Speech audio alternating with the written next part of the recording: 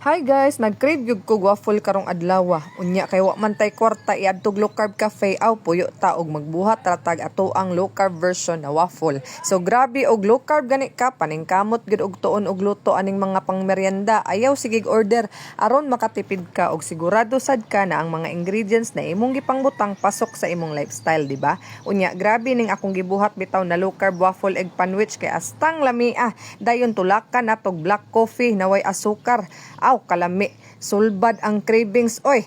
So, di na ta magpadugay-dugay, no? Sugda na ni. Kailangan na ni mog 1/2 teaspoon na coconut flour, 1/4 teaspoon baking powder, 2 tablespoon na coconut milk, isa ka itlog, ug kung gusto ka medyo tamis-tamis gamay, naatay perfect match stevia sugar powder na di makaspike sa atong sugar insulin. So, safety rata diring dapita.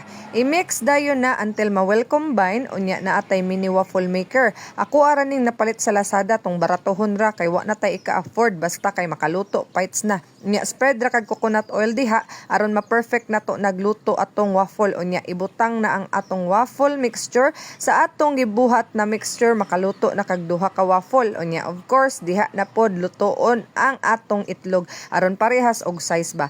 Ug maluto na gay ng itlog diha, diha na atoan na ning sugdan og mugna ning atong waffle egg panwich diha. So waffle, unya itlog, unya ibutangan og mozzarella cheese, unya lettuce, unya kamatis aron mas healthy ba. Dayon atoa dayong ibutang sa taas, spreadan day nato nag low carb mayonnaise.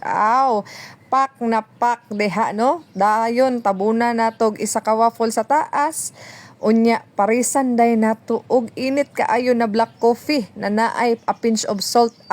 Wa na, daog na, mura magi-order sa 5-star na restaurant.